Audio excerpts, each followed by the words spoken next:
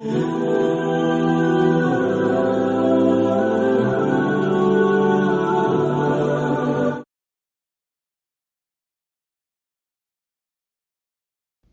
5ویں صدی ہجری کے آخر میں جبکہ خلافت عباسی زوال پذیر تھی اور امت مسلمہ مختلف ٹکڑوں میں بٹ کر کمزور ہو چکی تھی، مسیحی اقوام کو اپنی ناپاک آرزو کی تکمیل کا موقع مل گیا۔ میڈیا وار کے تحت پطرس راہب نے مسلمانوں کے مظالم کی فرضی داستانیں سنا کر پورے یورپ میں اشتعال پیدا کر دیا اور مسیحی دنیا میں ایک سرے سے دوسرے سرے تک آگ لگا دی۔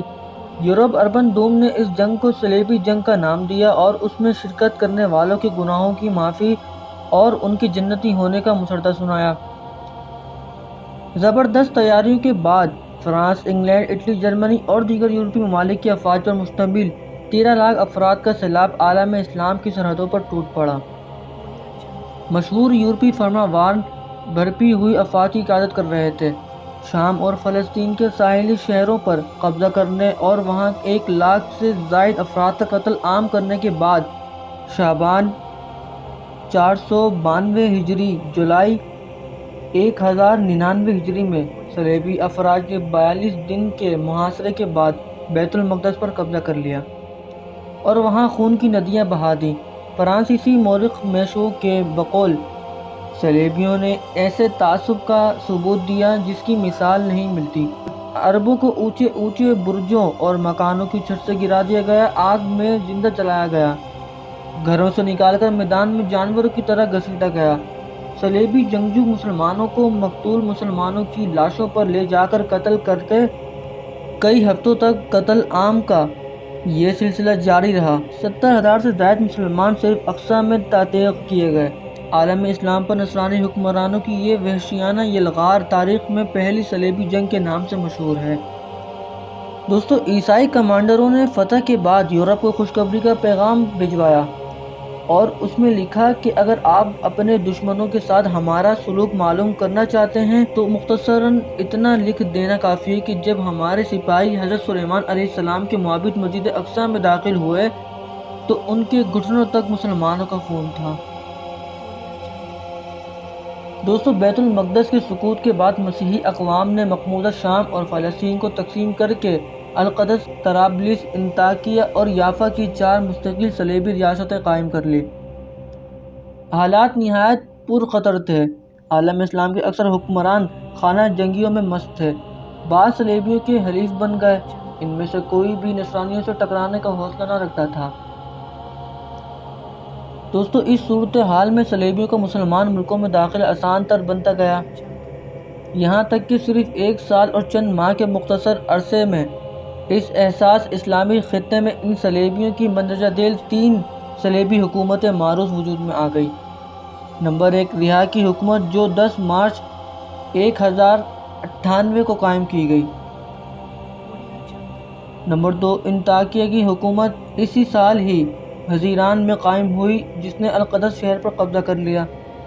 پھر 1099 ہجری میں القدس شہر میں اس حکومت کو منتقل کر دیا گیا، پھر یہ شہر صلیبیوں کے ہاتھوں ہی میں چلتا آیا، یہاں تک کہ 88 برس بعد صلاح الدین ایوبی رحمۃ اللہ تعالی علیہ نے 1187 ہجری میں ان سے واپس لیا۔ طرابلس کی حکومت 1109 ہجری میں بنائی گئی۔ صلیبیوں کی اس تیز رفتاری سے حکومت بنا لینے میں ہمیں زیادہ حیرانی نہیں ہونی چاہیے، کیونکہ ہم گزشتہ پشیماں کن اور ذلت آمیز اسباب دیکھ چکے ہیں، اور اس سے بڑھ کر یہ حالت دیکھتے ہیں کہ ہمارے ان قلعوں کے والیوں اور شہروں کے امراء میں سے چند ایک تو ان حملہ آوروں سے باقاعدہ تعاون بھی کیا کرتے تھے، اپنے مال اور اپنی اولاد ان کے سامنے حاضر خدمت کر دیا کرتے تھے، اس حال میں کہ وہ القدس شہر پر قبضہ کرنے والے تھے، جیسا کہ شیزر میں بنو منتقد نے کیا اور طرابلس میں بنو عمار نے یہ غدارانہ کام کیا، اور ان میں کچھ اور بھی ہیں جو ان کے نقش قدم پر چلے، جو اپنی حقیر، کمینی اور ذلیل حکومتوں کو بچانے کے عوض اس قومی خیانت اور ذلت پر راضی ہو بیٹھے تھے۔ دوستو، تقریباً 40 سال تک عالم اسلام پر جمود طاری رہا، پھر یکا یک ان ساکت لہروں میں جہادی اضطراب پیدا ہونا شروع ہو گیا۔ یہ بالکل نہیں ہو سکتا تھا کہ مسلمان انہی حالت میں سے گزرتے چلے جائیں۔ ان مایوسیوں کے بعد امت کا شعور بیدار ہونا شروع ہوا۔ اس سے نجات پانے اور رہائی حاصل کرنے کے لیے سوچیں پروان چڑھنے لگی، کیونکہ مسلمان باوجود ان کٹھن حالات کے جو ان پر چھپائے ہوئے تھے، پھر بھی قرآن پاک، سنت نبوی صلی اللہ تعالیٰ علیہ وآلہ وسلم اور سیرت نبوی صلی اللہ تعالیٰ علیہ وآلہ وسلم کی برکت سے اپنے دلوں میں، اپنے وجود کے روئے روئے میں اور ریشے ریشے میں ان اسلامی عقائد اور تعلیمات کو جگہ دیتے آئے ہیں۔ دوستو، ان کریناک حالات میں اللہ تعالیٰ نے ایک ترکی نوجوان عماد الدین زنگی کو اس کام کے لیے حوصلہ بخشا، یہاں تک کہ 521 ہجری میں موصل کی چھوٹی سی ریاست اس کے ہاتھ لگ گئی۔ پھر اس نے بتوفیق الہی اپنی شان عبقری، جرات اور ہمت، جذبہ ایمانی اور غیرت اسلامی کے جذبوں سے سرشار ہو کر مسلمانوں کی آرزوؤں اور تمناؤں پر لبیک کہتے ہوئے اس مشکل کام کا بیڑا اٹھایا۔ اپنی مختصر سی اسٹیٹ کو اس طرح وسیع کیا کہ حلب، حماد اور حمص کے علاقے اپنے ساتھ ملا لیے، جس سے ایک چھوٹا سا متحدہ اسلامی بلاک بن گیا۔ پھر دیکھتے ہی دیکھتے اس جہاد کی برکت سے الرحا کا علاقہ صلیبیوں سے واگزار کروا لیا، اور 539 ہجری کے مطابق 1144 ہجری میں عیسائیوں کی اس حکومت کو ختم کر دیا۔ تو مسلمانوں نے کسی حد تک راحت اور اطمینان کا سانس لیا۔ ان کی خود اعتمادی پلٹ آئی۔ انہوں نے الرحا شہر پر اپنے دوبارہ قبضے کو فتح الفتوح کا نام دیا۔ عماد الدین زنگی کے پے در پے حملوں نے عیسائی دنیا فاتحین کے دماغ سے تمام اسلامی دنیا کو زیرنگی کرنے کا خیال رخصت کر دیا، اور وہ فلسطین اور شام کی مقبوضات کے دفاع کو اپنی بڑی کامیابی سمجھنے لگے۔ تاہم عماد الدین زنگی رحمۃ اللہ تعالیٰ علیہ نے ان کی یہ خام خیالی بھی دور کر دی، اور حصن بحرین، بالبک اور الرحا کے اہم مراکز ان کے قبضے سے آزاد کرا لیے۔ پھر وہ اس اسلامی بلاک کی توسیع میں مسلسل کوشاں رہا۔